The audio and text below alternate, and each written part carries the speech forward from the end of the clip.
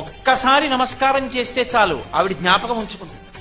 ఇక మళ్ళీ అడగక్కర్లేదు మనం నాకు ఇది కావాలని.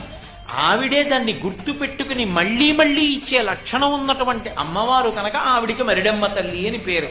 ఒక ఊళ్ళో నూకాలమ్మ. నూకాలమ్మ అంటే భూమి మీద నూకలు ఉన్నాయి, ఈ ఊళ్ళో నేనున్నాను, ఈ ఊళ్ళో నేనుండి ప్రతి పూట అన్నం తిని బ్రతకగలుగుతున్నానంటే ఆవిడ అనుగ్రహం. భూమి మీద నూకలు ఉన్నాయిరా వీడికట్ట, ఇక్కడ నాకు నూకలు మిగల్చి ఆయుర్దాయం ఇస్తున్న తల్లి ఈ గ్రామానికి అధిదేవత. అందుకే ఎప్పుడైనా ఊరు విడిచిపెట్టి వెళ్లే ముందు గ్రామదేవతకి చెప్పి వెళ్ళాలి. మనసులో నమస్కారం చేసుకుని పొలిమేర దాటుతున్నప్పుడు, అమ్మా ఏదో ప్రవచనం చేయడానికి ఫలానా ఊరు ఎడుతున్నాను, తల్లి క్షేమంగా తీసుకురా అని చెప్పాలి. మళ్ళీ పొలిమేరకు వచ్చినప్పుడు చెప్పులిప్పి ఓ నమస్కారం చేయాలి. అమ్మా నీ అనుగ్రహంతో మళ్ళీ ఊరు వచ్చాను, నాకు నూకలు మిగల్చావు తల్లి, నీకు నమస్కారం.